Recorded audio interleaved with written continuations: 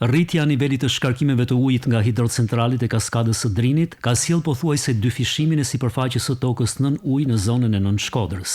Sipas të dhënave zyrtare, sipërfaqja totale e tokës bujqësore me prani uji në Bashkinë Shkodër vlerësohet rreth 945 hektar, të shpërndarë në disa njësi administrative.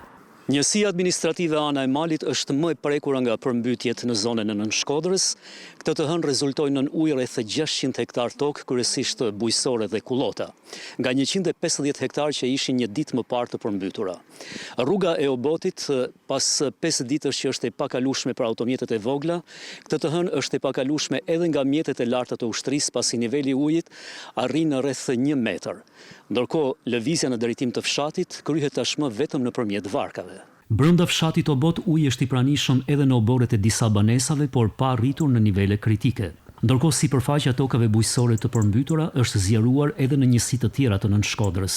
Në Velipoj raportohen 195 hektar me prani uji, në Dajç rreth 120 hektar, ndërsa në Bërdic rreth 30 hektar. Sipas strukturave vendore të emergjencave civile, situata e lumeve mbetet e kontrolluar. Niveli i bunës në Dajç është 6.64 metra, ndërsa në urën e vjetër të bunës arrin në 8.70 metra, rreth 50 cm nën kuotën kritike. Në urën e Baçallekut lumi Drim paraqitet të nivelin 7.70 metra, rreth 2.30 metra nën kuotën kritike prej 10 metrash.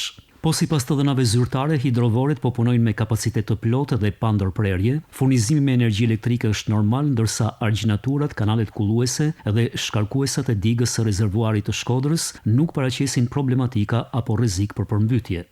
Ndërsa në territoret e bashkive Vaudes dhe Malësi e Madhe nuk raportohen probleme të emergjencave civile. Rruga Bok-Theth, e cila u bllokua mbrëmjen e së shtunës, është zhbllokuar që prej pasdites të së dielës.